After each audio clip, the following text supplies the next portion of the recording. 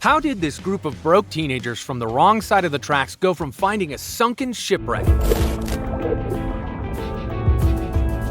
and a mysterious compass to literally discovering the lost city of El Dorado, only to lose one of their own to a psychotic killer dad?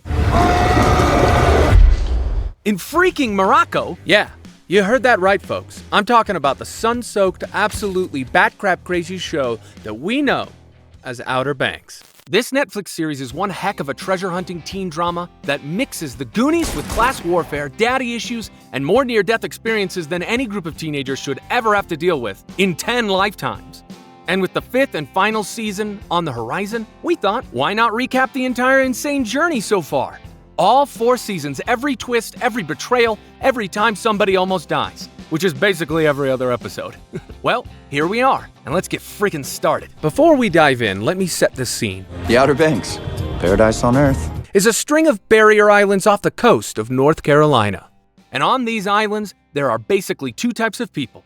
You've got the kooks, the wealthy, privileged folks who live on the fancy side of the island called Figure 8. Big houses, nice cars, country club memberships, the whole deal. And then you got the Pogues, the working class locals who live on the rougher side called the Cut. Think beat up trucks, fishing boats, and houses that have seen better decades. As our main guy John B puts it, it's 2 tribes, 1 island. And trust me, these 2 tribes absolutely do not get along. So the very first episode kicks off with Hurricane Agatha rolling in and absolutely wrecking the island. Trees ripped out of the ground, power lines down, the whole 9 yards. The place looks like a war zone.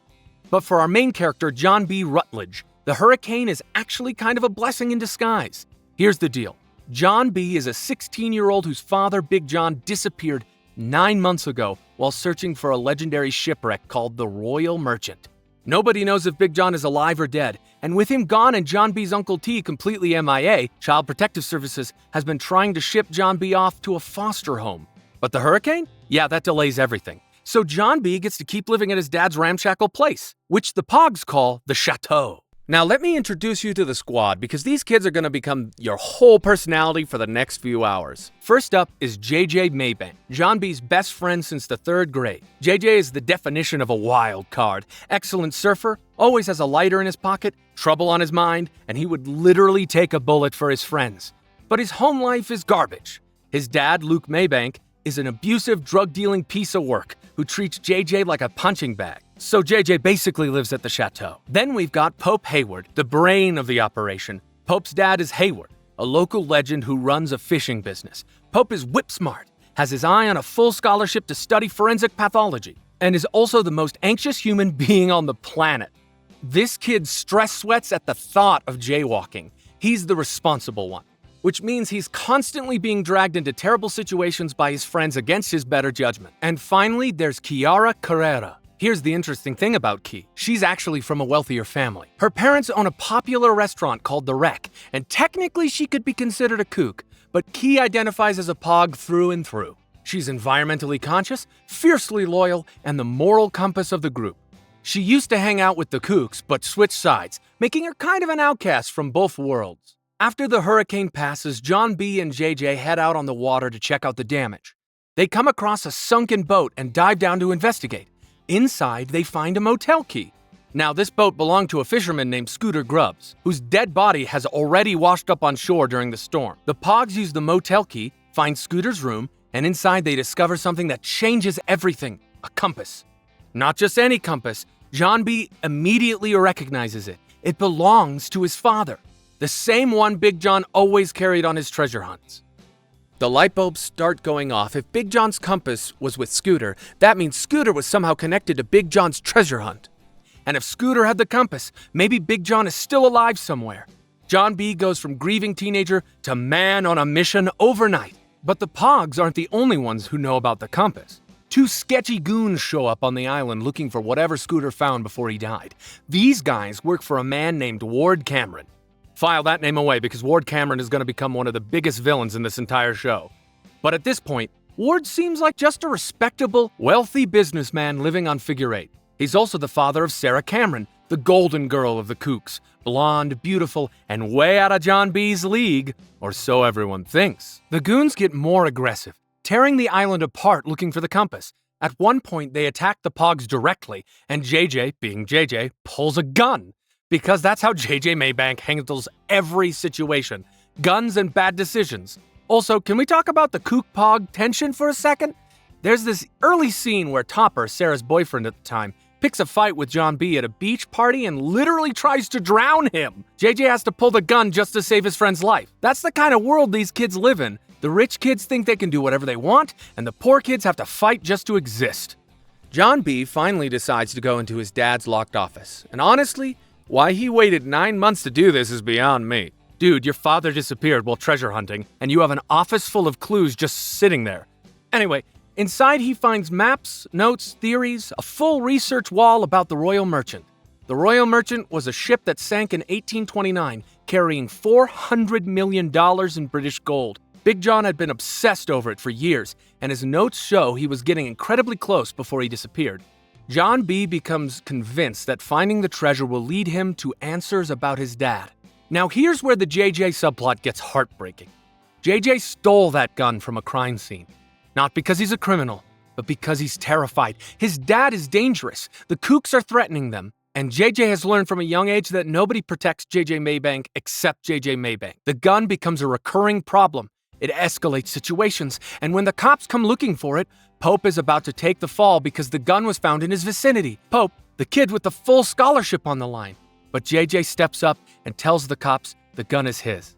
He takes full responsibility. The consequence?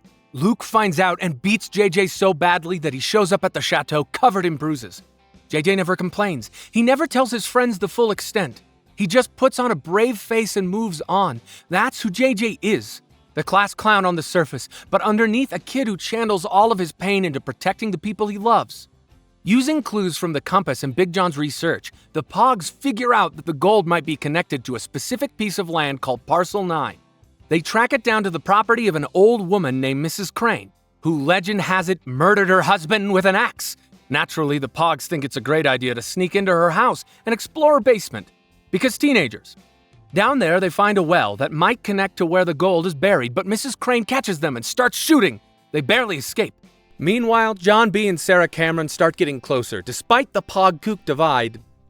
This is a huge deal. It's like crossing enemy lines. Ward actually invites John B. to stay at the Cameron estate, Tanny Hill, after learning about his living situation. And while staying there, John B. discovers something massive. Tanny Hill was built by a formerly enslaved man named Denmark Tanny, who survived the Royal Merchant shipwreck. Big John's real breakthrough wasn't just finding the wreck, it was discovering the ship's manifest, which showed that Denmark Tanny survived the sinking and took the gold with him. So the gold isn't at the bottom of the ocean, it was brought to land over 100 years ago. This changes the entire treasure hunt. The Pogues go out to the coordinates where the Royal Merchant sank and use a drone to locate the wreck underwater. John B. and Sarah dive down to explore it. The wreck is eerie, dark, covered in barnacles and decay. John B. swims through the underwater graveyard of a ship, and the tension is through the roof. But when he reaches the cargo hold, it's empty. No gold. Nothing. For a moment, John B. is absolutely crushed. The look on his face when he surfaces and has to tell his friends? Devastating. But then the show does something clever. Instead of treating the empty wreck as a dead end, it becomes a clue. If the gold wasn't there, Denmark Tanny must have taken it when he escaped the sinking. The treasure has been on land all along. John B. convinces Sarah to take a road trip to Chapel Hill to search the university archives for letters from Denmark Tanny. And yes, at this point, these two are absolutely falling for each other. Their chemistry is electric. She's the kook princess, he's the Pog treasure hunter. And the Romeo and Juliet tension makes every scene crackle. They find a letter from Denmark Tanny containing a coded clue about the gold's location, leading them right back to the OBX. Now here's where Denmark Tanny's backstory gets really important, especially for Pope's arc later on. Denmark Tanny was a real historical figure, at least inspired by real history. In the show, he survived the Royal Merchant, took a fortune in gold, and used some of it to buy freedom for himself and his son. But he couldn't free his wife and daughter. His wife was killed trying to escape, and Denmark himself was hanged for attempting to retrieve her remains. Before he died, he left behind coded messages, a key, and a trail that would eventually lead Pope to the cross of Santo Domingo in Season 2. Pope is Denmark's descendant, making the treasure hunt deeply personal for him. And that's where we stand at the midpoint of Season 1. The Pogues know the gold is somewhere on land. John B. and Sarah are falling in love across enemy lines. Ward Cameron's goons are closing in. JJ is carrying bruises and secrets. Pope is struggling between his future and his friends, and Key is holding the group together by sheer force of will. Things are about to get so much worse, and so much better, and then worse again. That's Outer Banks for you. Now, things are about to get seriously messy, people. Buckle up. So the Pogues now know that the Royal Merchant gold isn't sitting at the bottom of the ocean. Denmark Tanny took it when he survived the shipwreck back in 1829, and it's been hidden on land this entire time.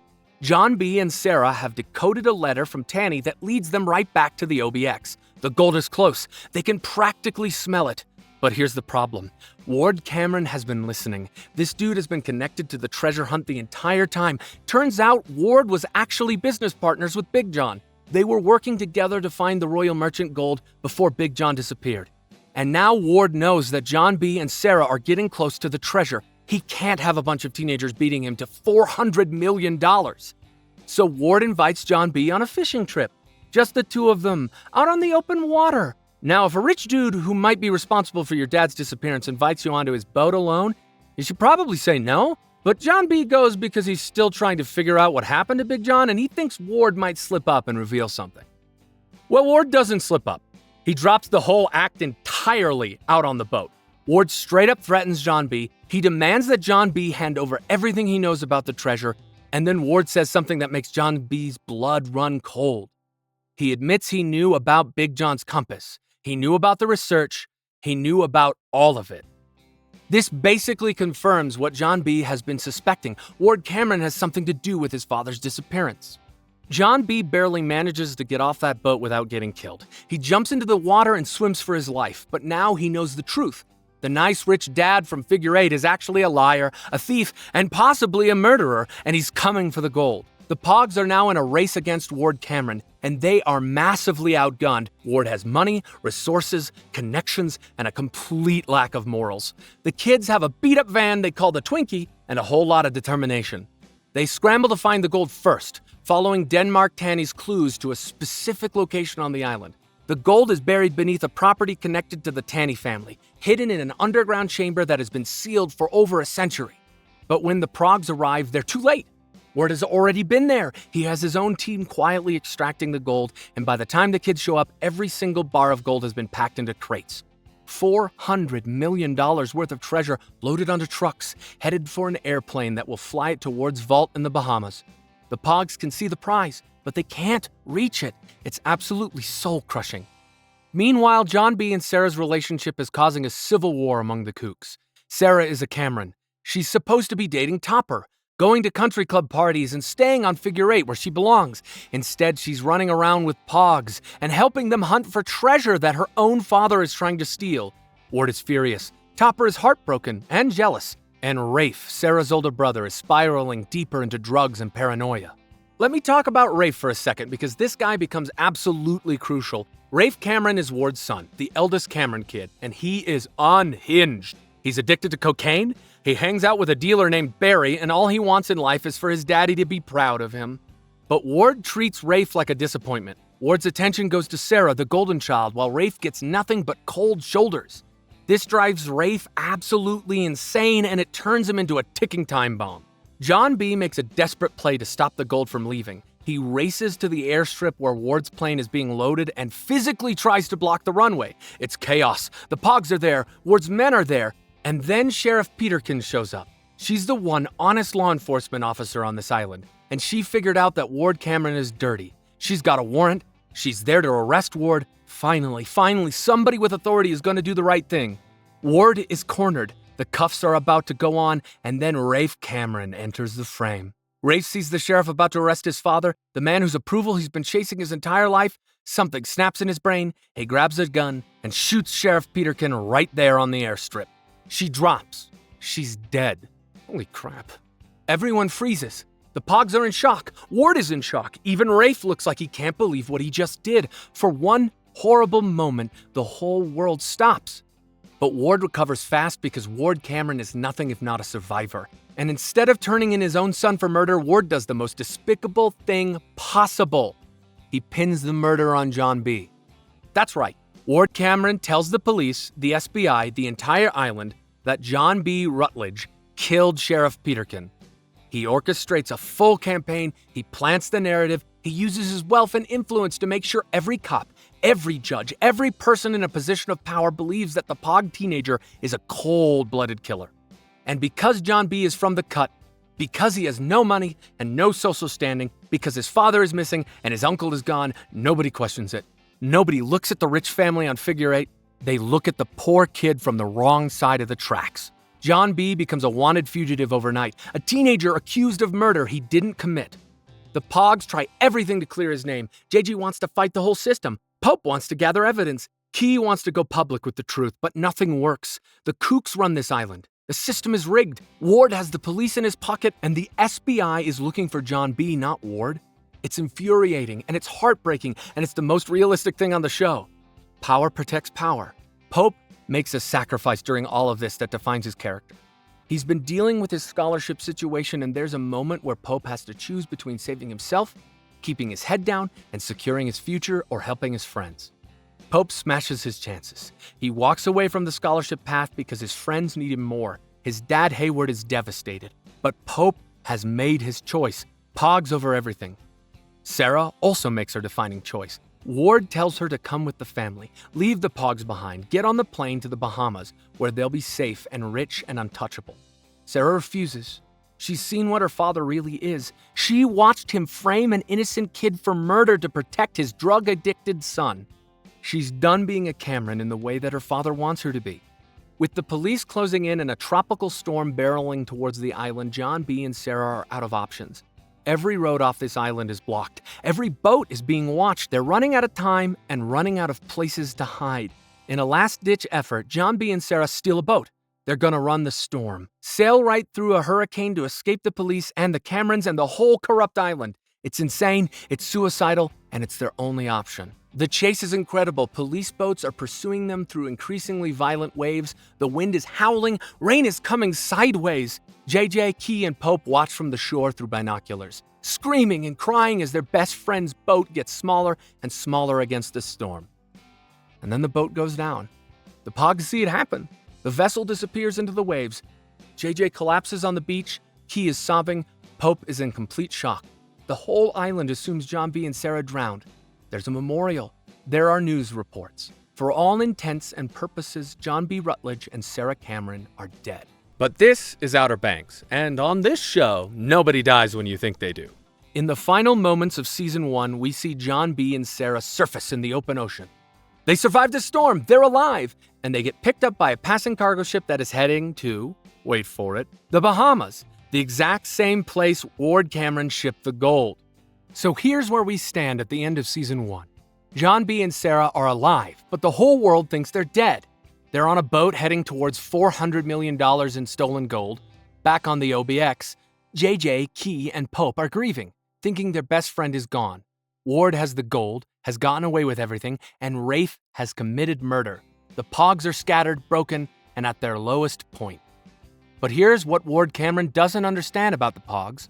You can frame them. You can chase them. You can take their treasure and burn their homes and break their hearts. But you cannot kill them. And you sure as hell can't keep them down. Oh, and one more thing I need to mention before we move on. There's this scene at the very end where John B.'s compass, the one that started this whole adventure, is shown one more time. Big John engraves something on it, a message for his son. It reads, Redfield. And that little word is going to become important. Because Big John left breadcrumbs everywhere, and even from beyond the grave or wherever he is, he's still guiding John B. towards the truth. Back on OBX, the remaining Pogs, JJ, Key, and Pope, are in mourning. They genuinely believe John B. and Sarah are dead. They've carved a little memorial on a tree. They sit around at the chateau looking at old photos. JJ is angry because JJ processes everything through anger. Key is devastated. Pope is numb. These kids just lost their best friend, and the worst part is that they couldn't do anything to stop it. Meanwhile, on the other side of the Atlantic, John B. and Sarah are very much alive and hiding on Captain Terrence's cargo ship, sailing towards Nassau, Bahamas. John B., being the hopeless romantic that he is, actually asks Sarah to marry him on the ship, and Sarah looks at him like he's completely lost his mind. She's like, dude, you're a broke teenage fugitive accused of murder. The answer is no, but she does say she wants to be a Pog for life, which in this universe honestly means more than a wedding ring. Things go sideways fast when Terrence, the ship's captain, discovers that there's a $50,000 bounty on John B's head. The wanted poster is everywhere. John B is accused of killing a sheriff, and 50 grand is serious money to a cargo ship captain. Terrence locks them up and plans to hand them over to the Bahaman police the second they dock. But John B and Sarah manage to escape the ship before the cops can grab them, and they get help from an unlikely ally, Cleo. Now, Cleo is a member of Terrence's crew. She's from Nassau. She's tough as nails, street smart, quick with a knife, and takes a liking to Sarah. Cleo helps them slip away from Terrence and avoid the police. Remember Cleo, because she is going to become a full-blown Pog by the end of this season. John B and Sarah land in Nassau and immediately go into scheming mode. They check into a hotel, trying to hide in plain sight while they figure out their next move. Sarah is surprisingly good at playing the rich tourist, ordering room service, and putting on airs. John B is less convincing. But they have one clear goal, the gold. Ward shipped all $400 million to his vacation house on the island, and it's sitting in a massive vault. If John B can crack that vault, they can take back everything Ward stole. That night, John B sneaks into the Cameron family's Bahamas house and finds the vault. It's huge, industrial scale, and locked tight. He tries everything short of dynamite, but he can't get it open. So he leaves empty-handed and heads back to the hotel where he discovers Sarah has been kidnapped by Terrence. The cargo captain is still chasing that $50,000 bounty, and he's using Sarah as leverage. Cleo steps up again. She picks up John B and takes him where Sarah's being held. Together they rescue Sarah, but now they've made an enemy of Terrence. Well, sort of. Terrence is a complicated guy. He's not evil, he's just broke and desperate. And that desperation is going to make him both an ally and a liability going forward. Now let me switch back to the Outer Banks, because major stuff is happening at home. Ward Cameron is dealing with loose ends. And one of those loose ends is a man named Gavin. Gavin was the pilot who helped Ward transport the gold to the Bahamas. He knows everything. The gold, the cover-up, all of it. And now Gavin wants more money to keep quiet. He shows up at Ward's place and starts threatening to expose everything. The Pogues happen to be watching. JJ, Key, and Pope have been keeping tabs on Ward, trying to gather evidence to clear John B's name. They're hiding nearby with a recording device, hoping to catch Ward say something incriminating. And they get way more than they bargained for. Ward and Gavin get into a heated argument. It escalates fast, and then Ward straight up shoots Gavin right there. The Pogues watch a man get murdered in real time. Oh my god. They're hiding in the bushes, freaking out, trying not to make a sound. Gavin drops. Ward is standing there with a smoking gun, and Rafe, who's also there, helps his dad dispose of the body. Because that's just a normal Tuesday for the Cameron family, apparently. During the chaos, Gavin's gun falls down into a storm drain. This is crucial. That gun connects Ward to a murder, and if the Pogues can retrieve it, they might be able to prove Ward is a killer. Key, being the absolute badass that she is, goes into the drain and finds the gun. She literally crawls through sewage to get it, gets filth in her lungs, gets scratched up, and comes out holding the murder weapon. This girl deserves a medal. They rush the gun to Sheriff Shoup, thinking this is their golden ticket. Finally, real evidence that Ward Cameron is a murderer. Shoup takes the gun, looks at it, and puts it in his desk drawer. He refuses to act. Not yet, he says. He wants more evidence. He doesn't want to go up against the most powerful man on the island with just a gun and the word of 3 Pog teenagers. Are you freaking kidding me? The system fails these kids every time. Every single time! Meanwhile, in the Bahamas, Sarah reaches out to her little sister Wheezy for help. Wheezy Cameron is the unsung hero for this entire show. She's like 13 years old and she's the only Cameron with a functioning moral compass. Sarah calls her secretly and explains the situation. They need to know when and how the gold is being transported off the island. Wheezy, without hesitation, hacks into Ward's computer and gets the details of the private air freight company handling the shipment. This tiny girl just committed a felony to help her sister and she didn't even blink. Armed with Wheezy's intel, Sarah puts together a heist plan.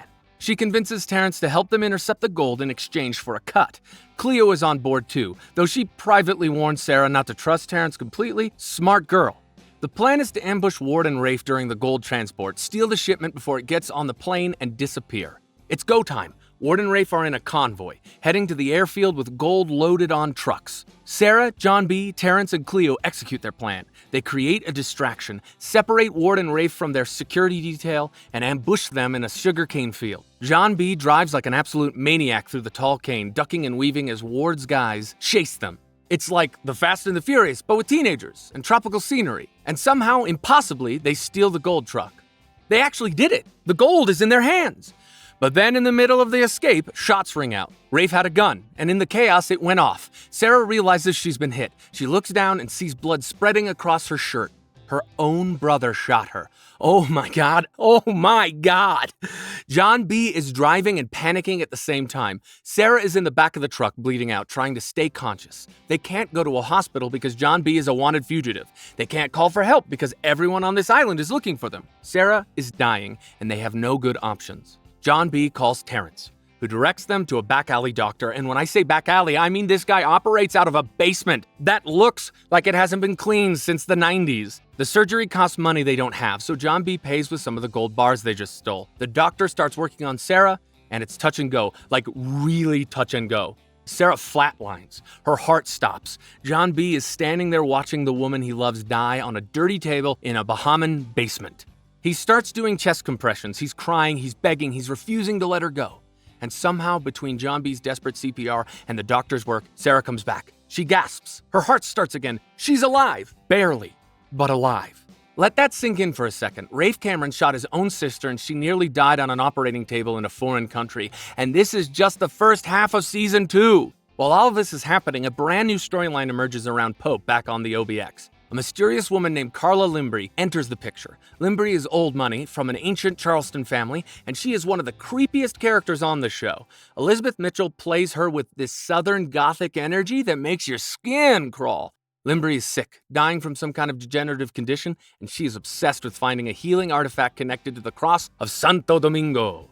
See, the cross isn't just a big golden cross worth a fortune. According to legend, it contains a piece of cloth called the Shroud that has supernatural healing powers. Limbrey has been hunting this thing for years, and she believes that Pope Hayward, as a descendant of Denmark Tanny, holds the key to finding it. Literally.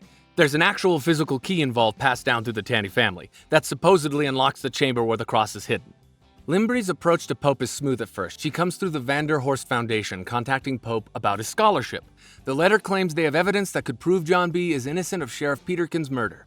Pope is intrigued. If he can clear John B.'s name, it would change everything. So he agrees to a meeting in Charleston. But the meeting is a trap. It's not really about the scholarship or clearing John B. It's about the key. Limbrey and her creepy half-brother Renfield want to know where the Denmark key is. When Pope doesn't give them what they want, things turn hostile. Renfield starts following the Pogues, lurking in the shadows, showing up at the worst possible times. The Limbrey subplot adds this almost supernatural, gothic horror element to what was already a pretty intense treasure hunting show. Back in the Bahamas, John B. and Sarah recover from the shooting ordeal. Sarah is healing but weak, and they've had to give up a chunk of the gold to pay for the surgery. The remaining gold is still in their possession, but keeping it is another challenge entirely. Terrence, true to form, is scheming. He helped with the heist, but he's got his own agenda. The tension between trusting Terrence and knowing he might betray them at any moment keeps John B. and Sarah on edge. During a quiet moment, John B. and Sarah have their unofficial wedding. Out on the water, just the two of them, with the ocean as their chapel. They exchange makeshift vows and promise to love each other no matter what happens. It's sweet and romantic and completely ridiculous for two teenagers on the run in a foreign country. But that's what makes it so perfectly Outer Banks. These kids find beauty in the middle of chaos. They find love in the middle of danger. And that's what makes them Pogues. On the OBX, the Pogues get a huge surprise. John B. sends them a photo from a stolen phone, proving he's alive. JJ, Key, and Pope lose their minds. Their best friend isn't dead. He's in the Bahamas. He's okay. The relief and joy on their faces is one of the most emotional moments in the entire series, but it's quickly tempered by reality. John B. is still a wanted fugitive. The murder charge is still hanging over him, and now they have to figure out how to bring him home safely. Things escalate when the Pogues try to get Ward or Rafe to confess to Peterkin's murder on camera. They set up a sting operation trying to catch Ward saying something incriminating while they secretly record. But Ward is too smart. He doesn't take the bait, and during the confrontation, Ward realizes the kids are recording and things nearly turn violent. The Pogues barely escape. Meanwhile, Rafe is spiraling further. The guilt of killing Peterkin is eating him alive, and he's numbing the pain with more drugs. His dealer Barry has become his closest confidant, which is terrifying because Barry is an opportunistic scumbag who would sell Rafe out in a heartbeat if it benefited him. Rafe's mental state is deteriorating fast, and he's becoming more dangerous by the episode. John B. and Sarah have gold but are trapped in the Bahamas with no safe way home. The Pogues on the OBX have a murder weapon that nobody in authority will act on. Pope is being drawn into the Limbrey web and the Denmark Tanny mystery. Rafe is a ticking time bomb, and Ward Cameron is still pulling the strings from behind the scenes, untouchable and arrogant. But the Pogues are resourceful, they're stubborn, and they're about to pull off something nobody saw coming. Getting John B. home and getting the truth out once and for all. Well, sort of. This is Outer Banks. Nothing ever goes according to plan. So the Pogues back home, JJ, Key, and Pope, now know that John B. and Sarah are alive. They've seen the photo. The grief has turned into determination. They need to clear John B.'s name so he can come home without getting thrown into prison for life. Their best shot is still that gun Key pulled from the sewer. The one that links Ward to Gavin's murder, but Shoop won't act on it alone. Meanwhile, Pope is getting pulled deeper into the Limbrey rabbit hole. He's learning more about his connection to Denmark Tanny and the cross of Santo Domingo. Carla Limbrey's half-brother Renfield is stalking the Pogues, popping up at the worst moments like a horror movie villain. But through all the danger, Pope actually starts uncovering real clues about the cross. Denmark Tanny left a trail. Coded messages in old letters, hidden symbols in churches, and a physical key that's been passed down through the Hayward family for generations. Pope's dad, Hayward, has it without even knowing what it unlocks. The treasure hunt is becoming deeply personal for Pope. This isn't just about the money anymore. It's about his family legacy, the injustice Denmark suffered, and proving that the Tanny name means something. In the Bahamas, things have gone from bad to worse for John B. and Sarah. They've lost most of the gold. Terrence double-crossed them and took a huge portion during the chaos after Sarah's surgery. They're running low on cash, still wanted by the police, and Sarah is recovering from a literal gunshot wound. But they're not giving up. Sarah hatches a plan to steal what's left of the gold from Ward's vault one more time.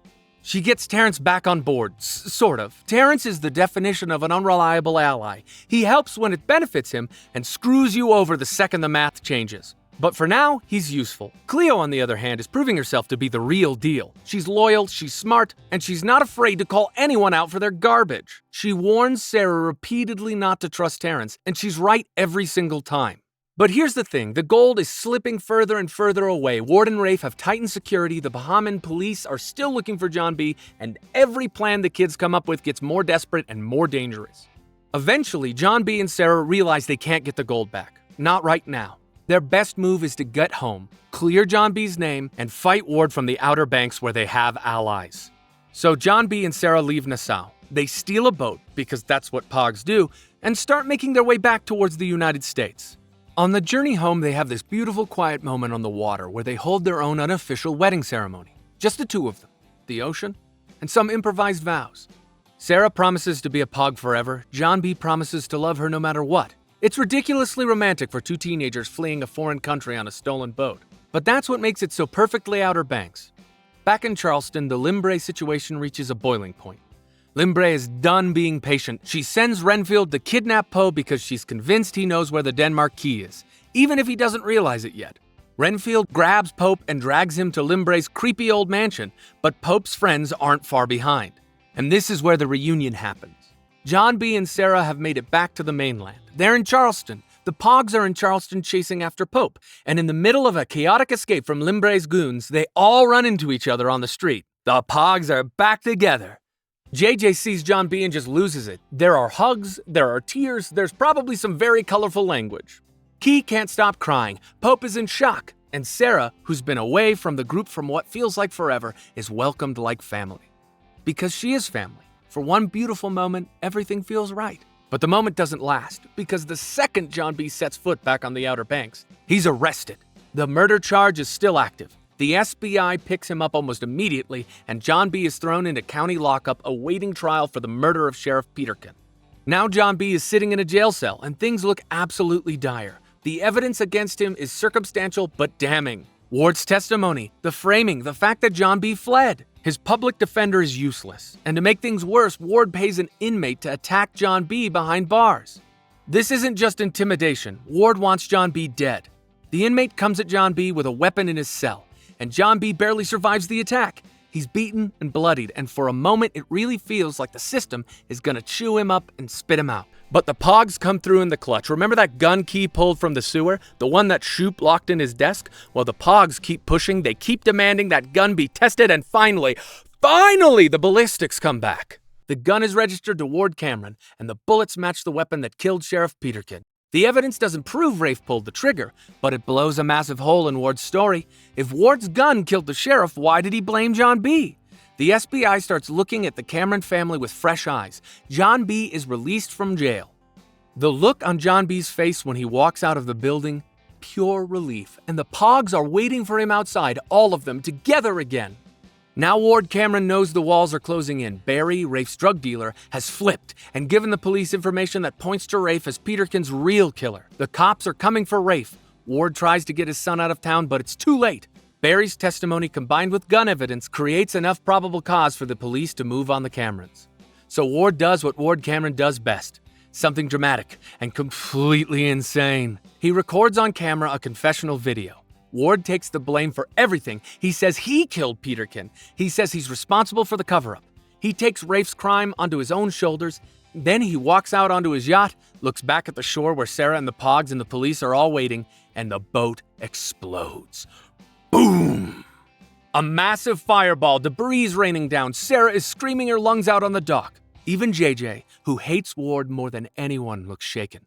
The man is dead. Ward Cameron just blew himself up in front of his own daughter. Except, come on, you know the drill by now. This is Outer Banks. Nobody stays dead. A few episodes later, we find out that Ward faked his death again. He stashed scuba gear on the boat before the explosion, swam underwater to safety, and escaped. This man has faked his own death, survived multiple assassination attempts, and keeps coming back like a cockroach in a designer suit. At this point, Ward Cameron might actually be immortal. When the Pogues eventually discover Ward is alive, the reaction is a mix of fury and exhaustion. Like, are you serious? Can this man stay dead for once? While Ward is pulling his Houdini act, Pope has been making real progress on the cross of Santo Domingo. Following the clues Denmark Tanny left behind, Pope figures out that the cross is hidden in a secret chamber beneath an old church. The key his family has been holding for generations actually fits a lock in the church's basement. Pope leads the Pogues underground, through dark tunnels and dusty passages until they find it. The cross of Santo Domingo is massive. We're talking a golden cross the size of a person, encrusted with gems worth hundreds of millions of dollars. It's the most spectacular thing the Pogues have ever found, and it belongs to Pope's family. This is Denmark Tanny's legacy, hidden for over a century, waiting for his descendants to reclaim it. But getting the cross out of the underground chamber and off the island is the problem. This thing is enormous. You can't exactly stick it in a backpack and walk out. They need a crane, they need a vehicle, and they need a plan. What they get instead is chaos.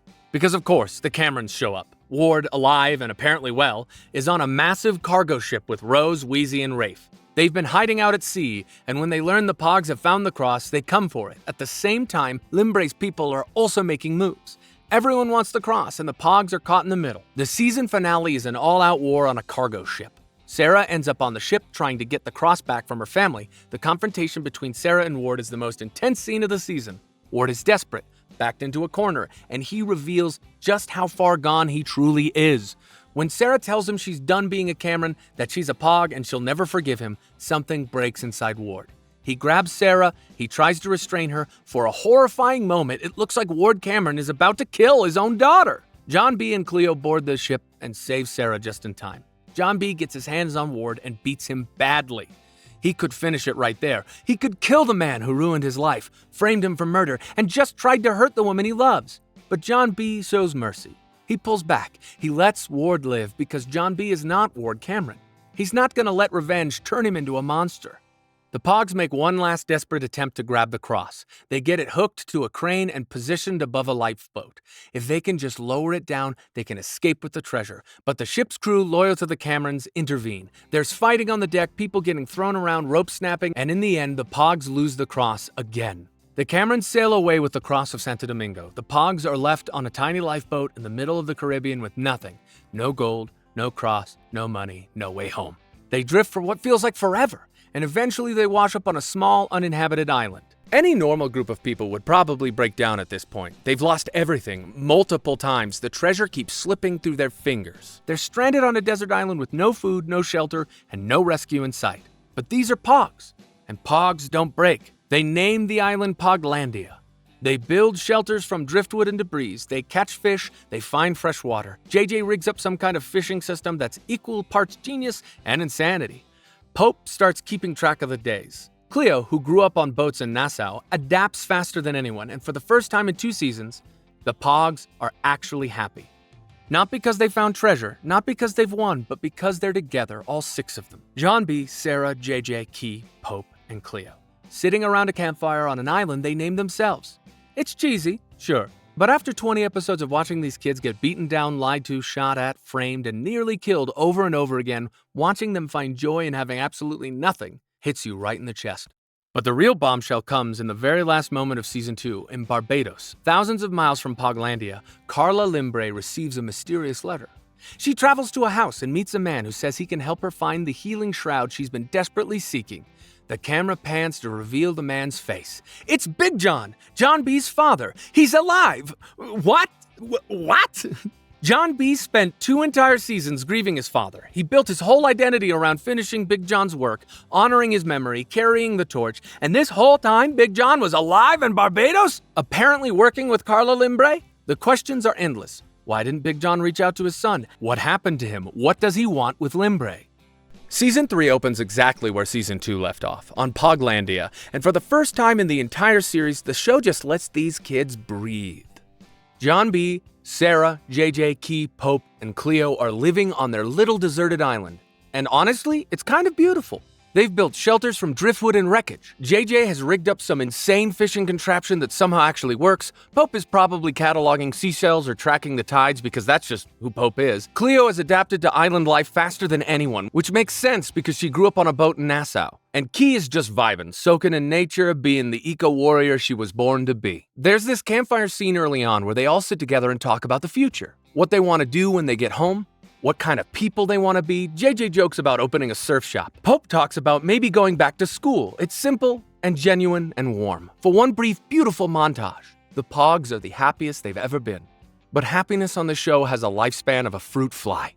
One day, they spot a seaplane flying overhead. They go nuts, setting off signal fires, waving their arms, doing everything short of spelling help with coconuts. And it works. The plane circles back and lands on the water near the island. The pilot, a guy named Jimmy, says he spotted their signal while he was out fishing. He offers to fly them to the nearest inhabited island. The Pogues are overjoyed. Rescue! They pile into the plane without a second thought. But as they're flying, JJ starts making small talk with Jimmy. He asks about fishing, and Jimmy mentions he was out catching wahoo. Now here's the thing, Pope, who knows random facts about literally everything, realizes that wahoo aren't in season in September. Jimmy is lying. He's not a fisherman. So if he's not a fisherman, who the hell is he and why was he looking for them? The Pogues dig through Jimmy's bag and find a photograph of the exact boat they were on at the end of Season 2.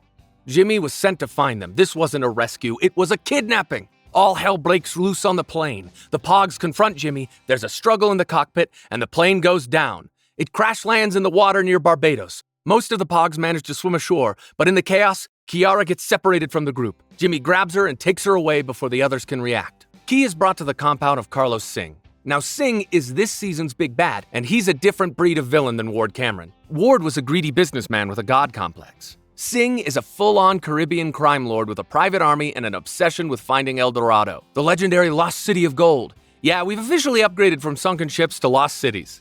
Andy McQueen plays Singh with this quiet menace that was scarier than any screaming villain. He speaks softly, barely raises his voice, and you get the feeling he could order your execution mid-conversation without blinking. Singh has been searching for El Dorado for years. He knows that Big John Rutledge was close to finding it before he disappeared, and he believes the Pogues have information that can lead him there. That's why he sent Jimmy. That's why he grabbed Kiara. She's leverage. And guess who else is at Singh's compound? Rafe Cameron, because Rafe is everywhere. He's been traveling the Caribbean trying to sell the cross of Santo Domingo, and he caught Singh's attention as a potential business partner. So now Key and Rafe, two people who absolutely despise each other, are both trapped in the same compound with the same psychotic crime lord. The scenes between Key and Rafe at Singh's place are comedy gold mixed with genuine tension.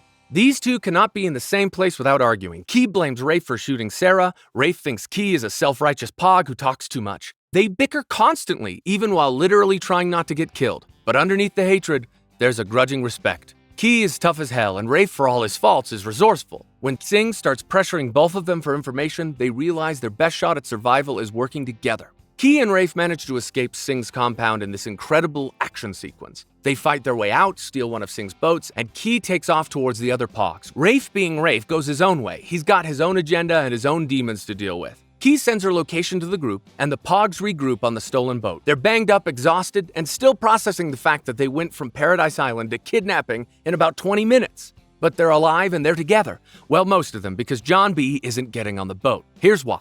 While the rest of the Pogues were dealing with the Singh situation, John B. heard something that stopped him cold. A bell. A specific pattern of bells ringing from a nearby church. And John B. recognized that pattern instantly because it's the same pattern his father used to ring to call him home for dinner when he was a kid.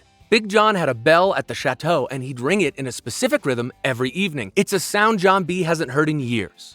He tells the others to go. He has to stay. He has to follow the bells. The Pogues think he's lost his mind, but John B. is absolutely certain. That's his father's signal. His dad is here in Barbados and he's calling John B. home. The Pogues reluctantly leave without him, heading back to the Outer Banks on Rafe's stolen boat. And John B. follows the bell through the streets of Barbados until he reaches a church. He walks through the doors, his heart pounding, barely daring to breathe. And there he is, Big John Rutledge, alive, standing right there in the flesh. John B. completely breaks down. He falls into his father's arms, sobbing. After 2 full seasons of thinking his dad was dead, of grieving, of trying to finish Big John's work, of carrying the weight of his father's disappearance on his teenage shoulders, his dad is right there in front of him. It's one of the most emotional moments in the entire series. But let's pump the brakes on the feel-good vibes for a second because Big John has some serious explaining to do. Turns out, Carla Limbrey found Big John and brought him to Barbados. Big John has been hiding from Carlos Singh, who wanted to use Big John's research to find El Dorado. Singh had been hunting Big John for months. Big John stole half of an important artifact called the Signpost of Orinoco from Singh, a device that supposedly points the way to El Dorado, and hid it with a local antiques dealer before going into hiding. Now Big John wants to team up with John B. to retrieve the artifact and find El Dorado before Singh can. Father and son, together on the ultimate treasure hunt. Sounds amazing, right? Except, Big John is kind of a terrible father, and that becomes painfully clear very quickly. Big John is secretive, controlling, and absolutely consumed by his obsession with El Dorado. He doesn't ask John B. how he's been. He doesn't apologize for letting his son think he was dead for 2 years. He barely acknowledges the trauma John B. has gone through. He just immediately pivots to the treasure hunt, treating John B. less like a son he's been separated from and more like a useful research assistant. John B. and Big John retrieve the signpost artifact from the antiques dealer, narrowly avoiding Singh's men in the process. They escape Barbados and make their way back to the Outer Banks. But Big John has conditions. He doesn't trust the Pogues with the El Dorado information. He especially doesn't trust Sarah because her last name is Cameron. And in Big John's mind, all Camerons are the enemy because of what Ward did. He makes John B. promise to keep the El Dorado hunt a secret from his friends. This is where things start cracking.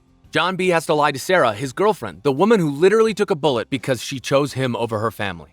He has to lie to JJ, his best friend since childhood. He has to lie to Pope, Key, and Cleo, the people who sailed into a hurricane for him. Big John's paranoia is forcing John B. to betray the people he loves most, and you can see the toll it's taking. Back on the OBX, everyone is dealing with the aftermath of being gone for months. Pope returns home and faces his dad, Hayward, who is simultaneously relieved his son is alive and furious that he disappeared without a word. Pope tries to go back to school but gets slapped into lower-level classes because he missed half the semester. For a kid who was supposed to be on the scholarship track, this is humiliating. Pope starts questioning whether the traditional path even makes sense anymore. Kiara's reunion with her parents is rough. Her mom and dad have been worried sick. They have no idea where she was or if she was alive. And from their perspective, Key keeps running off with these Pog kids and coming back hurt, traumatized, or not at all. They love their daughter, but they don't understand her world. The tension between Key and her parents is going to build throughout the season until it reaches a breaking point. JJ comes home to the worst surprise of all. His house has been repossessed by the bank, everything is gone, Luke Maybank, his piece of garbage father, apparently defaulted on every payment, and the bank seized the property. JJ is homeless. The kid who already had nothing now has even less. He tries to play it off with his usual JJ bravado, cracking jokes, acting like it doesn't matter, but you can see in his eyes that this one stings. Key is the one who notices JJ is hurting. She finds him sitting alone, staring at the foreclosure notice, and she sits down next to him without saying a word, just being there. This is the season where JJ and Key's relationship really starts to shift from friendship to something deeper. She sees through his armor, she always has. Now back to the treasure hunt. Big John and John B. are working together in secret, trying to decode the signpost and figure out how to use it to find El Dorado. They need Denmark Tanny's diary, which contains crucial translation keys. Big John finds John B.'s copy of the diary in the old van, but it's been ruined by rain, so they go to their old teacher, Mr. Sun, who the Pogues gave a copy to back in Season 2. But Singh's men get there first. They raid Mr. Sun's house and steal the diary. John B. and Big John show up in time to see the goons leaving. They're too late. Singh now has the diary, which means he's one step closer to El Dorado. The race is officially on. Big John, being Big John, decides the only option is to steal the diary back, and his methods are aggressive. There's a confrontation with some smugglers who have the diary, and Big John resorts to violence to get it back. John B. watches his father attack people, and you can literally see the disillusionment setting in. This isn't the heroic dad he imagined. This is a man consumed by obsession, willing to hurt people for treasure. John B. is starting to understand why his mother left, why Big John was always gone, and why the Pogues are a better family than Big John ever provided. Meanwhile, there's a whole subplot with the cross of Santo Domingo that pulls the other Pogues into action. Rafe Cameron, now back from his fake death and hiding in Guadalupe with the rest of the Camerons, has the cross locked in the vault. Where is he getting all these vaults? Rafe is back on the scene too, and he's made a decision that puts him at odds with his father. Rafe wants to sell the cross immediately and convert it to cash. Ward wants to wait. Father and son are butting heads, which is basically the Cameron family default setting. The Pogues decide to steal the cross back before Rafe can sell it. Sarah enlists Topper, her ex-boyfriend, to help. Now, asking your ex-boyfriend to help your current group of outlaw friends steal a priceless artifact from your criminal family is a bold move. But Topper agrees because he's still hopelessly in love with Sarah and would do literally anything she asked. Sarah, JJ, Pope, Key, and Cleo plan a heist that involves intercepting a train transporting the melted-down cross pieces. The train heist is a wild sequence. Think Mission Impossible meets teenage chaos.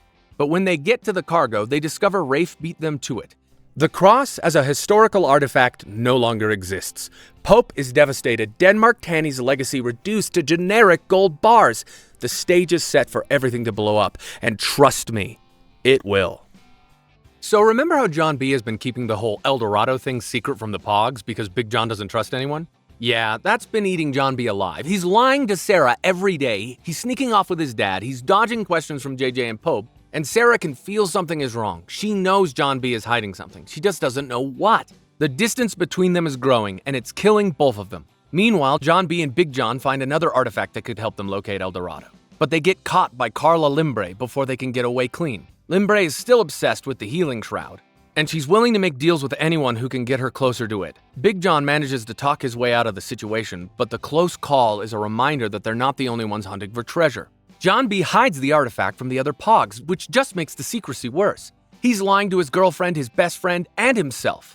The guilt is crushing him, and Big John doesn't care. All Big John sees is El Dorado. His son's emotional well-being is a distant second to ancient gold. Now here's where the relationship drama hits a wall. Sarah, feeling abandoned and confused by John B.'s behavior, runs into Topper at a party. Topper has been lurking in the background all season, still in love with Sarah, still hoping she'll come back to the kook side.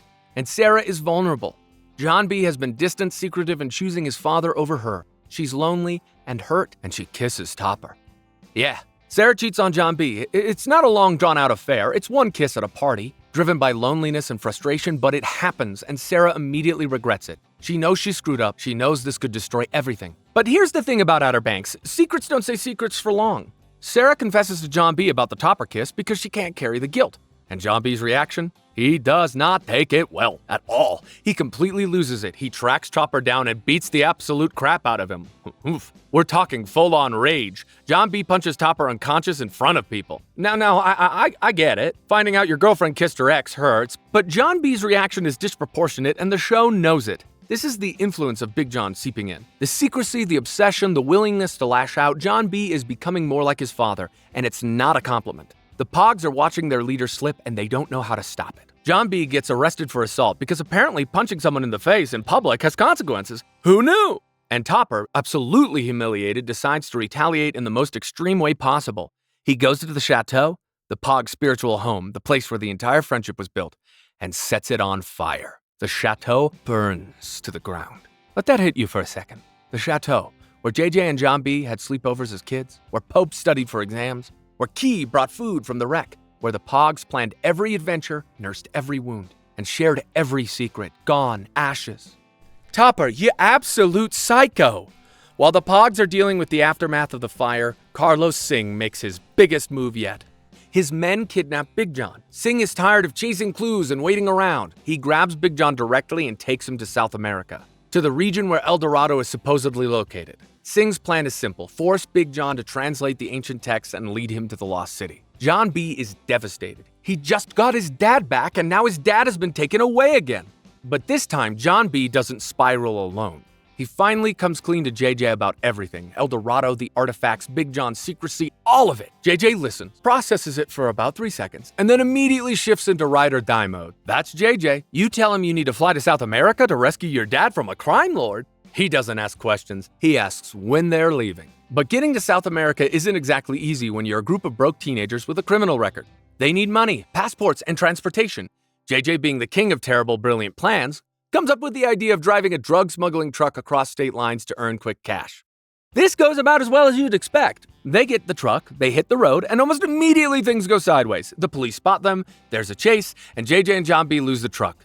John B gets arrested for the second time this season. The kid is racking up charges like frequent flyer miles. But Sarah comes through. She convinces Topper, yes, the same Topper who burned down their house, to delay pressing the assault charges against John B. How does she convince him?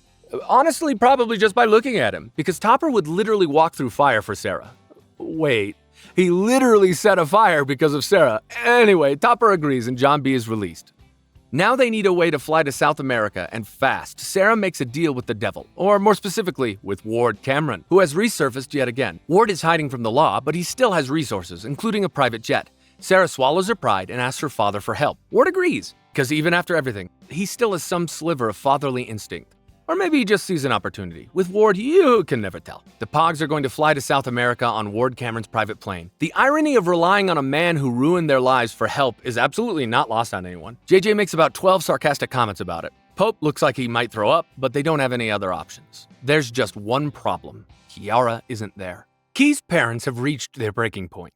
Their daughter has been disappearing for months, hanging out with criminals and fugitives, coming home bruised and traumatized. From their perspective, they're losing their child, so they make a drastic decision. They enroll Key in Kitty Hawk, a wilderness rehabilitation camp for troubled teenagers. It's basically boot camp meets therapy in the middle of nowhere. Key gets dragged out of her house by Kitty Hawk employees. She's screaming, fighting, begging her parents to stop, but they won't listen. They think they're saving their daughter, and from their point of view, maybe they are. But from Key's perspective, she's being imprisoned by the people who are supposed to love her unconditionally. Now here's where JJ Maybank becomes the most romantic character of the entire show. The Pogues are at the airport about to board Ward's jet when JJ notices Key isn't there. Nobody else has realized it yet. They're too focused on the South America mission, but JJ notices. Because JJ always notices Key. He doesn't say a word, he just turns around and leaves. While the rest of the Pogues are boarding the plane, JJ goes back to the OBX to find Kiara. He tracks down the Kitty Hawk camp, which is in the middle of the woods, with fences and counselors and the whole prison vibe, and JJ breaks her out. He sneaks through the perimeter like some kind of teenage special ops agent. He finds Key, and when she sees him standing there in the woods, covered in dirt and breathing hard, her face just crumbles. This boy came back for her. While everyone else was focused on treasure in South America, JJ came back for her. I came back for you, he says. And that's it. That's the moment. After 3 seasons of slow burn tension, lingering looks, and unspoken feelings, JJ and Key are done pretending they're just friends. She grabs him, and they hold each other like the world is ending, because for them in that moment, nothing else exists. They catch up with the group just in time to board the plane. Key and JJ arrive together. Clearly different than when they left, and the other Pogues are smart enough not to ask questions. They just smile, because everyone has been waiting for this. Now let me quickly mention something important about Key's confession from a few episodes earlier.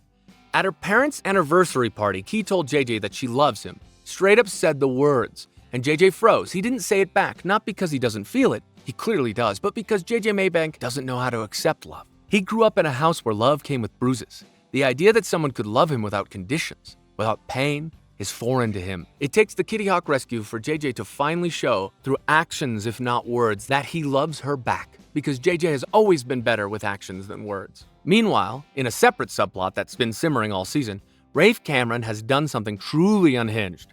He put a hit out on his own father. That's right, Rafe hired someone to kill Ward. The reasoning, twisted as it is, makes a kind of sense for Rafe. Ward controls everything. Ward manipulates everyone. Rafe has never been his own person because his father's shadow is all-consuming.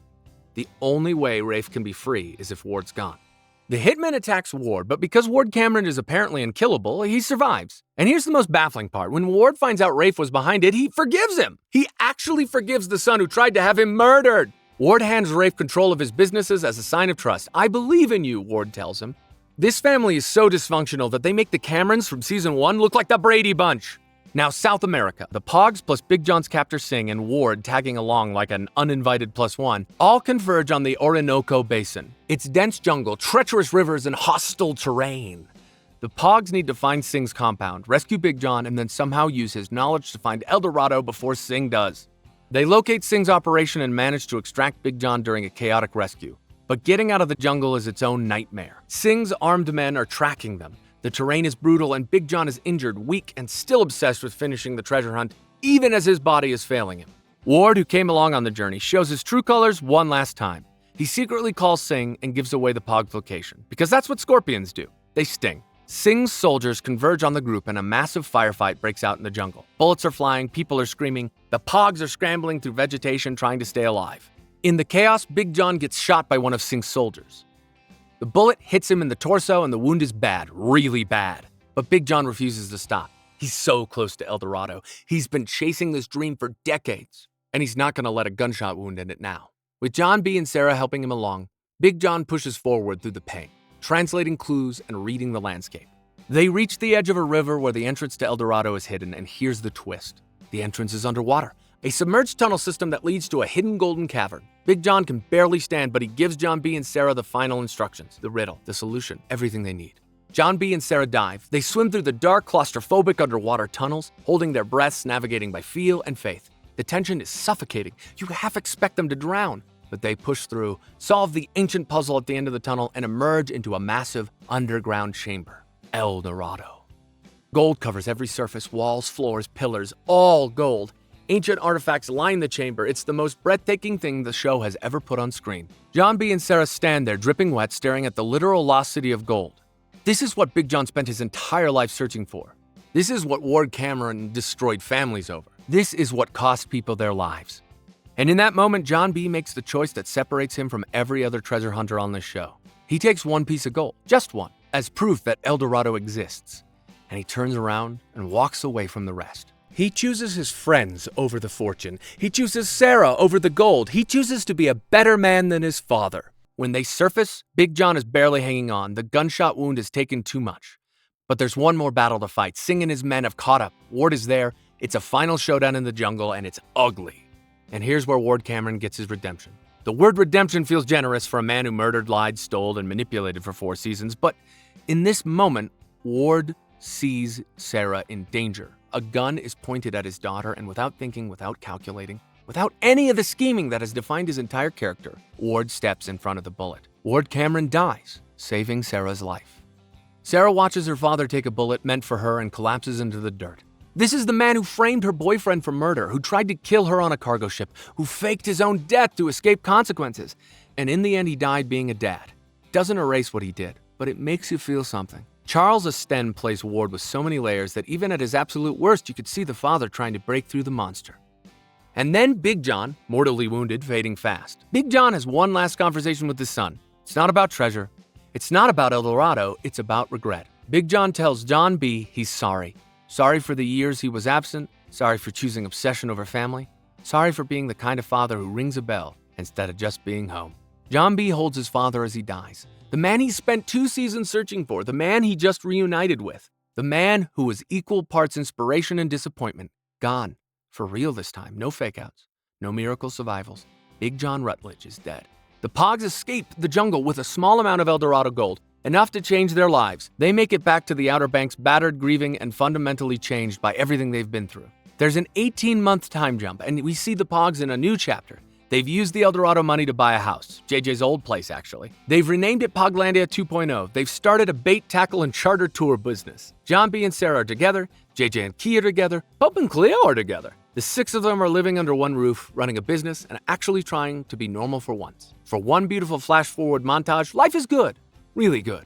And then, a wealthy man named Wes Jenrette walks up to the Pogues with a proposition. He has Blackbeard's captain log.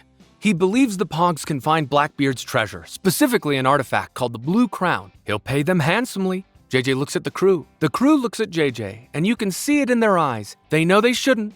They know it's going to be dangerous. They know the universe keeps taking their treasure every single time, but they're Pogues.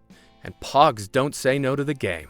Season 4 opens by rewinding from that 18-month flash forward at the end of Season 3 and showing us how the Pogues actually built their new life. And honestly, the first episode is the most wholesome thing the show has ever done. After cashing in their El Dorado gold, the Pogues bought JJ's old family house at a bank auction. They renovated it, painted it, turned it into a real home, and renamed it Poglandia 2.0. They also opened a bait, tackle, and charter tour shop on the property.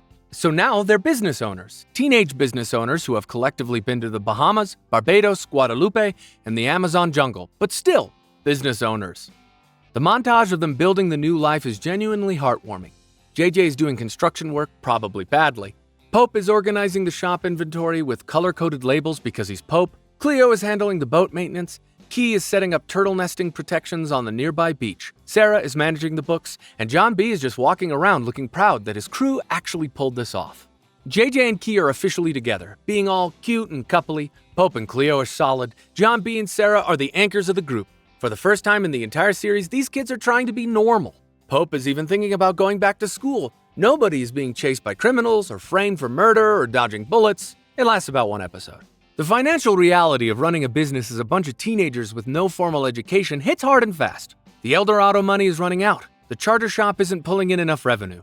Maintenance on the property is expensive, and JJ, bless his heart, has been spending money impulsively because JJ has never had money before and doesn't know how to manage it. The kid went from having nothing to having something, and he's terrified of going back to nothing, so he buys things to feel secure. It's sad when you think about it. Then Wes Jenrette shows up. We saw this at the end of Season 3. But now we get the full picture. Wes is an older, wealthy man from a prominent OBX family, and he has a wild story. He believes his family has been cursed by the ghost of Blackbeard's wife, Elizabeth. Wes has Blackbeard's captain's logs, and he thinks it contains clues to finding the Blue Crown, a legendary 3,000-year-old artifact connected to Blackbeard that supposedly has the power to grant wishes. Wes wants the Pogues to find the Blue Crown and break the curse. He'll pay them handsomely for it.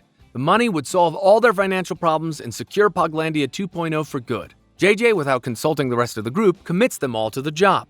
Just flat out says yes before anyone else can weigh in. This causes friction because not everyone is eager to jump back into life-threatening treasure hunts. Pope in particular is hesitant. They just got stable lives for the first time ever. Why risk it all again? But the financial pressure is real, and eventually the group agrees. The Pogues are back in the treasure game. Things get dangerous immediately because the Pogues aren't the only ones hunting for the Blue Crown. A group of mercenaries called the Lupine Corsairs have been after Blackbeard's treasure too. They aren't some random thugs. They're a well-funded, well-armed organization led by a woman named Dahlia, with a brutal enforcer named Lightner doing the dirty work. Lightner is the kind of villain who doesn't monologue or explain himself. He just shows up and people die. The Lupine Corsairs have already been leaving a trail of bodies connected to Blackbeard research. An unidentified dead man washes up on the OBX beach. Wes Jenrette himself is found strangled in his own home. These people are killing anyone who gets in their way, and now the Pogues are on the same trail. And then they kill Terrence. Terrence, the ship captain from Season 2, Cleo's old friend and mentor, the guy who was shady and self-serving but also helped John B and Sarah multiple times. When Cleo reconnects with Terrence on the OBX, it's a warm reunion. Terrence is one of the few connections Cleo has to her old life in Nassau. But Lightner and the Corsairs catch up to them. In a horrifying sequence, Terrence realizes what's happening and makes a choice. He sacrifices himself to give Cleo time to escape. Lightner kills him without hesitation. Cleo is absolutely destroyed. Terrence wasn't just her friend. He was the closest thing to a family she had before the Pogues. Watching him die to save her breaks something inside Cleo. The fun, sarcastic girl who always had a quip ready goes quiet. A cold fury settles over her. From this point on, Cleo has one goal beyond treasure hunting. Lightner has to pay. Pope is the one who holds Cleo together after Terrence's death. He doesn't try to fix anything or give some big speech. He just holds her. He stays. And Cleo, who has spent her whole life being self-sufficient because she has to be, finally lets someone else carry the weight for a minute. Their relationship deepens in this moment more than any romantic scene could accomplish.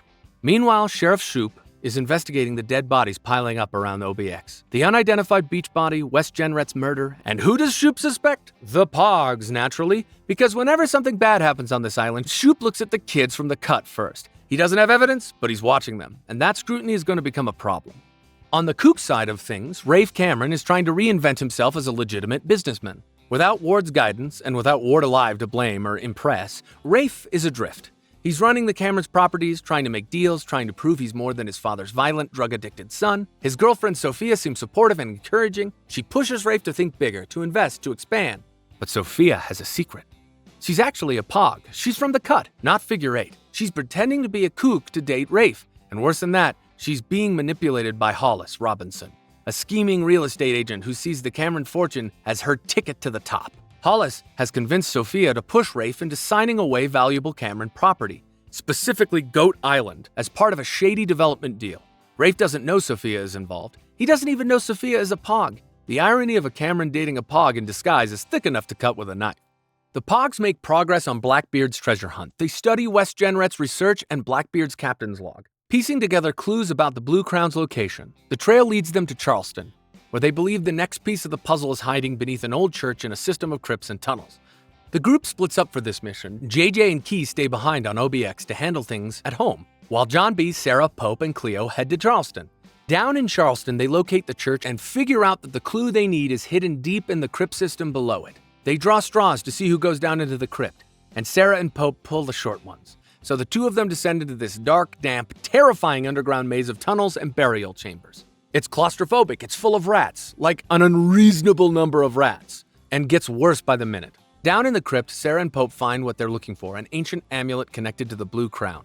This is the next clue in the chain, but they're not alone. Leitner and another Corsair mercenary are also down there, hunting for the same thing. Sarah and Pope have to hide in the darkness, barely breathing as Leitner walks past them with a flashlight and a gun. They manage to avoid being seen, but then disaster strikes. Leitner and his partner accidentally trigger a mechanism that seals the crypt entrance. Water starts flooding in. Sarah and Pope are trapped underground in a rapidly filling tomb with no obvious way out. The water is rising around their ankles, then their knees, then their waists. They're screaming for help, but the walls are thick stone and nobody can hear them. Above ground, John B. and Cleo realize something is wrong. They race to find another way into the crypt system and manage to break through just in time. Sarah and Pope are pulled out soaking wet, gasping, and traumatized, but alive, and they've got the amulet. Now, back on the Outer Banks, the biggest storyline of the entire season is unfolding around JJ. A mysterious letter arrives at Poglandia 2.0, addressed to Master JJ Banks from West Jenret. The letter was written before West died, and it references something called albatross. JJ has no idea what it means, but it's clearly connected to Wes, to the Jenret family, and somehow to JJ personally. JJ goes looking for answers. He tracks down his dad, Luke Maybank, who has been hiding out with a friend to avoid the law. Luke has been absent for most of this season, which is honestly the nicest thing he's ever done for JJ, leaving him alone. But now JJ needs information, and Luke is the only one who might have it. JJ confronts Luke about the letter, about albatross, about why West Jenret would be writing to him. And Luke, for once in his miserable life, drops the act and tells the truth. JJ is not Luke's biological son. The room goes silent. JJ stares at Luke like the floor just disappeared beneath his feet. Luke explains. JJ's real father is a man named Chandler Groff. His real mother was Larissa Jenret, West Jenret's daughter. Groff and Larissa had JJ, but something happened. Groff gave baby JJ to Luke along with enough money to keep quiet and never ask questions. Albatross is the name of a boat, the boat that Larissa died on. Everyone was told she drowned in an accident, but Luke never fully believed it. He took the money, took the baby, and raised JJ as his own. Badly, abusively, but he raised him. JJ's entire world collapses. Everything he's ever known about himself is a lie. He's not a Maybank, he's a Jenret. He's not a Pog by blood. He's the heir to one of the wealthiest families on the island. The kid who built his entire identity on being from the cut, on being scrappy, tough, and self-made, was actually placed there, abandoned there. His real father gave him away like he was nothing. The identity crisis is immediate and devastating. JJ doesn't know who he is anymore. He starts pulling away from the group. He gets angry at small things. He snaps at Key. He picks fights. He drinks. He's unraveling in real time, and the Pogs don't fully understand why, because JJ hasn't told them the whole truth yet. And then, at the very end of episode 5, JJ meets Chandler Groff. Groff shows up on the OBX, presenting himself as a charming, interested father who wants to reconnect with his long-lost son. He's well-dressed, well-spoken, and seemingly sincere. He tells JJ he's been looking for him. He tells JJ he wants to make things right. He tells JJ they can search for the Blue Crown together as father and son. And JJ, who has spent his entire life craving a father who actually gives a damn about him, wants to believe it. He wants it so badly because Luke Maybank gave him bruises and Chandler Groff is giving him hope. What kid wouldn't choose hope? But something about Groff feels off. There's a coldness behind his charm, a calculation in his kindness. The audience can sense it even if JJ can't. This man is dangerous in ways that Rafe Cameron could only dream of. This is it, the final stretch, and I'm gonna warn you right now, if you thought this show couldn't hurt you worse than it already has, you are dead wrong. Now the story takes the Pogs to their highest high and their absolute lowest low, and by the end, nothing will ever be the same. Let's get into it. So now JJ is deep in the Chandler Groff rabbit hole. He's spending time with his biological father, trying to build a relationship, trying to understand where he comes from. And Groff is playing the part perfectly. He's attentive, interested, and says all the right things. He tells JJ about Larissa, about their family history, about the Jenret legacy. He makes JJ feel wanted in a way that Luke Maybank never did. But the cracks appear fast. Groff takes JJ to Larissa's grave. He says they need to retrieve a special lens that's been buried with her. A lens that can decode an ancient map leading to the Blue Crown. JJ agrees, and they open the coffin. JJ sees his mother's remains for the first time, and it's deeply unsettling. Something about Larissa's body doesn't add up. The story was always that she drowned on the Albatross, but JJ starts asking questions. How exactly did she die? Why was she on that boat? What really happened? Groff dodges every question, changes the subject, redirects JJ's attention to the treasure. Classic manipulation. Give the kid a little truth and then steer him away from the bigger truth. But JJ files those unanswered questions away. They're gonna come back. Meanwhile, the rest of the Pogues are dealing with the fallout from Part 1. Sarah and Pope survived the flooding crypt in Charleston, but the experience has shaken everyone. The Corsairs are still out there, Lightner is still hunting them, and the treasure hunt is becoming increasingly dangerous. Back on the OBX, the Pogues get devastating news about their home. The house they bought at auction, Poglandia 2, has a legal problem. An injunction was in place, meaning the bank never should have sold the property. Their purchase might be void. Everything JJ spent their money on, the house, the renovation, the business, all of it could be taken away. The Pogues are potentially about to lose their home again. On top of that, Groff's body count is growing. He murders Hollis Robinson, the real estate agent who was scheming with Sophia against Rafe. Groff takes all the money Rafe had given Hollis and pockets it.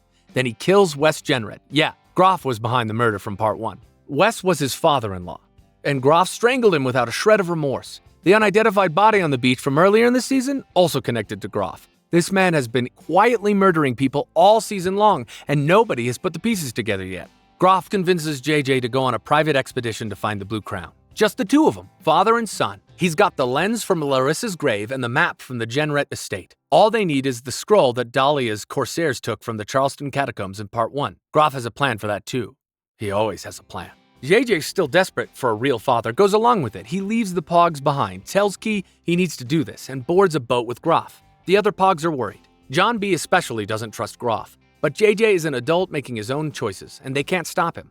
And then Groff shows his true colors. Out on the open water, once they're far from shore and far from help, Groff drops the act entirely. He doesn't need JJ anymore. He has the lens, he has the map pieces, and JJ is now just a loose end. Groff shoves JJ off the boat. JJ slams against the hull, getting sliced by a sharp edge, and falls into the ocean. Groff motors away without looking back. His own son left to drown in the middle of the ocean. JJ is bleeding, treading water alone and watching his biological father disappear over the horizon. If Luke Maybank was a bad father, Chandler Groff is something far worse. He's a psychopath who sees people, including his own child, as tools to be used and discarded. But you can't kill a Pog that easily. JJ stays afloat long enough for the other Pogs to find him. They'd been tracking Groff's movements, and when JJ was silent, they mobilized immediately. They pulled JJ out of the water, injured and half-drowned, but alive. And now the truth about Chandler Groff is undeniable. This man killed Wes. He killed Hollis. He almost killed JJ, and as the pieces come together, they realize the most horrifying truth of all. Groff killed Larissa, JJ's mother. The drowning of the Albatross wasn't an accident. Groff murdered his own wife. That's why the body in the coffin looked wrong. That's why Groff kept dodging JJ's questions. Chandler Groff is a serial killer who murdered the mother of his child and has been killing anyone who gets between him and Blackbeard's treasure. JJ is shattered. Both of his fathers are monsters. Luke beat him. Groff tried to kill him. The two men who were supposed to protect him failed in the most spectacular ways possible. JJ goes into a full spiral, drinking, lashing out, pushing everyone away. He snaps at John B. during a conversation that's supposed to be happy, because John B. has just found out some huge news. Sarah is pregnant. Yeah, a Pog baby is on the way. John B. is going to be a father. The boy who grew up without parents is about to become one. Sarah tells him, and John B.'s face goes through about 17 emotions in 3 seconds. Shock, fear, joy, terror, and eventually this quiet, determined resolve. He's going to do this. He's going to be the father that Big John never was. John B. tells JJ the news and asks him to be the baby's godfather. And JJ, even in the middle of his darkest moment, cracks a smile and says his name would work great for a kid, boy or girl. It's meant as a joke, but knowing where this season ends, it will absolutely destroy you in hindsight. JJ eventually comes around. He saves Sarah during a storm at sea, which reminds him who he really is. Not a Jenred, not a Maybank, but a Pog. Someone who protects his people. John B. forgives the earlier blow-up and tells JJ he needs his best friend back. JJ and John B. reconcile, and for a moment, the brotherhood is restored. Now, let's talk about Pope, because the kid is in serious legal trouble. Back in Part 1, Pope tackled a police officer to protect JJ during an arrest situation. That's assault on an officer, which is a felony. Pope is looking at real prison time. The only deal on the table is joining the Marines, which will let him avoid a criminal record. Pope's dad, Hayward, pushes him to take the deal. Go serve your country. Stay out of prison. Get your life back. But Pope can't do it. His friends need him. The treasure hunt isn't finished. Groff is still out there with the scroll and the lens, so Pope makes the most un-Pope decision of the entire series. He cuts off his ankle monitor and goes on the run. Pope Hayward, the kid who used to stress about jaywalking, is now a fugitive from justice. Character development, baby. The Pogues need to go to Morocco. That's where the Blue Crown is hidden, based on the decoded map. But they have no money, no boat, and no way to cross an ocean. Enter Rafe Cameron. Rafe has his own reasons for wanting to find Groff. The man swindled Rafe out of $400,000 through the Hollis Robinson real estate scam and killed his business partner. Rafe's ego and his wallet have both been damaged, and he wants payback. So when the Pogues approach him about joining forces, Rafe actually agrees. He's got a boat, he's got motivation, and for the first time in 4 seasons, Rafe Cameron is on the same side as the Pogues. It's the weirdest alliance in OBX history. JJ doesn't trust Rafe for a second. Pope actively dislikes him, but John B. and Sarah see the strategic side.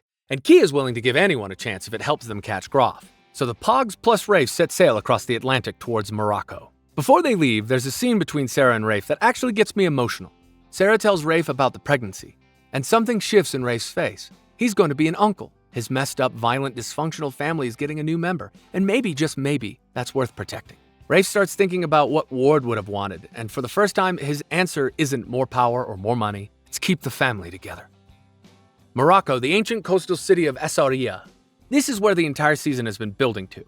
And the production team went all out. The narrow alleys, the fortress walls, the sweeping desert landscapes. It's stunning and dangerous and the perfect setting for a finale.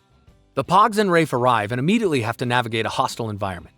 Dahlia and the Lupine Corsairs are also in Morocco, hunting for both Groff and the Blue Crown. Everyone is converging on the same location and the tension is suffocating. Rafe goes solo to find Groff first. He tracks the man down and confronts him, and for a moment it looks like Rafe might kill him right there. But Rafe holds back.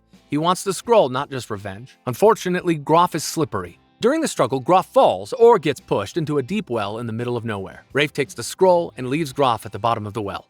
Later, the Pogues come across the same well. They hear Groff down there, begging for help, calling out JJ's name, pleading. JJ looks down at the man who murdered his mother, who tried to drown him, who lied to him about everything. This man who is technically his father, and JJ makes a choice.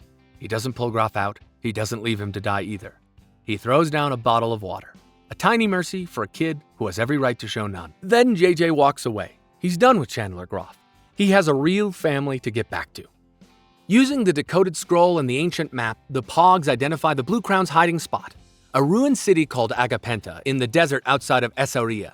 There's a massive monument there, a lion-shaped statue, and the crown is hidden inside. They set out at dawn, but they're not alone. Dahlia and her corsairs have been tracking them. Rafe is operating on his own agenda, and Groff, well, you didn't really think that well was going to stop the guy, did you? The climax begins with a sandstorm. A literal wall of desert wind and sand rolls in just as everyone converges on Agapenta. Visibility drops to nothing. The Pogues are split up, the Corsairs attack, and what follows is the most intense, chaotic, heartbreaking action sequence in Outer Banks history. Everything happens at once. Cleo takes a bullet in the arm, but keeps fighting because Cleo is built different. Pope finds Leitner in the chaos and gets his revenge for Terrence, killing the mercenary in hand-to-hand combat. Pope, the kid who used to faint at the sight of blood, takes a life to avenge his girlfriend's friend. That's how much this journey has changed him. Sarah is cornered by armed corsairs and nearly killed. John B. fights through the storm to reach her. Rafe takes out mercenaries with his bare hands, protecting the group he spent 3 seasons trying to destroy. The whole sequence is brutal, loud, and terrifying. And JJ climbs. While everyone else is fighting on the ground, JJ scales the massive lion monument. Hand over hand, through the howling wind and blinding sand, he pulls himself up the ancient stone. He reaches the top, finds the hidden chamber in the eye of the lion, reaches inside, his hand closes around the Blue Crown. He did it. JJ Maybank, the kid nobody wanted, the kid who was abandoned by 2 fathers, the kid from the wrong side of everything. He's holding the treasure. In this moment, covered in sand and blood, gripping a 3,000-year-old artifact, JJ has accomplished what West Genret, Chandler Groff, Dahlia, and countless others couldn't. JJ escapes down the monument with Kiara. They're running through the ruined alleys, dodging corsairs, trying to find the others. Dahlia spots them and nearly gets a shot off, but JJ and Key slip away just in time. And then they turn a corner and stop dead. Chandler Groff is standing there. He climbed out of the well, because of course he did. Every villain on this show has 9 lives, and he's holding a knife to Kiara's throat. JJ freezes. The crown is in one hand, his whole world is in front of him. Key with a blade pressed against her neck, and Groff with murder in his eyes. "Give me the crown," Groff says. JJ doesn't hesitate. Not for a fraction of a second. He holds out the Blue Crown, places it in Groff's hands. The treasure he climbed a monument for, the treasure that could save their home, the treasure the whole season was building around. He gives it up without a word. Because JJ Maybank has never cared about the gold. He cares about people. He cares about Key, and no crown on earth is worth more than her life. Graf takes the crown. Key is released. She stumbles forward, and for one breath, one single heartbeat, it seems like it might be over. Graf got what he wanted. Maybe he'll just leave. He doesn't. You should have given me the rope, Graf said. And he drives the knife into JJ's stomach. His own son, the child he threw away as a baby, the boy who showed him mercy at the well when he deserved none. Graf stabs JJ and walks away with the blue crown like he just completed a business transaction. JJ staggers, looks down at the knife wound, looks up at Kiara, and collapses. Kiara catches him. She's screaming his name, pressing her hands against the wound, trying to stop the bleeding, but there's too much blood. Way too much blood. JJ is fading, and they both know it. The other Pogues arrive one by one. John B., Sarah, Pope, Cleo, even Rafe. They form a circle around JJ and Kiara, and every single face tells the same story. This is really happening. JJ is dying. In his final moments, JJ Maybank does what JJ Maybank always does. He takes care of his people. He tells Kiara about the legend of the Blue Crown, how it supposedly grants a wish to whoever holds it. And then he says the words that will echo through the rest of the series. I already got it. Everything I wanted. He looks at Key. He looks at his friends, the family he chose, the family that chose him back. Take care of the others. I love you, Key. And JJ Maybank dies. Right there in the dirt of a Moroccan desert, in the arms of the girl he loves, surrounded by the only people on earth who truly knew him, the wild card, the class clown, the kid who pulled guns and cracked jokes and took beatings so his friends wouldn't have to. The boy who never had a real father but became a brother to everyone. Gone. The Pogues bury JJ in Morocco. They dig the grave themselves, they mark it with stones. And they sit around a campfire in the desert, the way they've sat around 1,000 campfires before, but this time there's an empty space. And there will always be an empty space. John B. narrates. He talks about JJ being the bravest of them, the most loyal, the one who would walk through fire for the people he loved and never ask for anything in return. He talks about how JJ's name would be perfect for a baby, boy or girl. Let me just give me a second. Okay. Chandler Groff is alive. He has the blue crown. He calls Rafe and tells him he's heading to Lisbon to find a buyer. The Pogues have lost the treasure. They've lost their friend. They've lost, in many ways, everything they came to Morocco for. But they haven't lost each other, and they haven't lost their will. The final scene of Season 4, the Pogues are sitting around that campfire. Sarah leans into John B., hand on her stomach. Pope has his arm around Cleo. Rafe sits slightly apart from the group. But he's there, present, changed. And Kiara stares into the fire. Her face is streaked with tears and dust. Her hands still have JJ's blood on them. She's quiet for a long time. Then she looks up. And there's something in her eyes that wasn't there before. Not grief, not sadness, something harder, something sharper. Revenge. And that, people, is the entire story of Outer Banks, all 4 seasons. Season 5 is coming, the final chapter. I'll be here for every second of it. All right, that is officially the end of this absolutely marathon of a recap. If you're still here, if you actually sat through this entire thing, you are a certified Pog, and I respect the heck out of you. Now do me a favor, smash that like button so hard the phone cracks. Subscribe if you haven't already. Hit the notification bell so you don't miss our Season 5 recap when it drops. And drop a comment below. Tell me your favorite season, your favorite character, your favorite scene. Tell me what you think is going to happen in Season 5. I'll see you in the next one. Peace.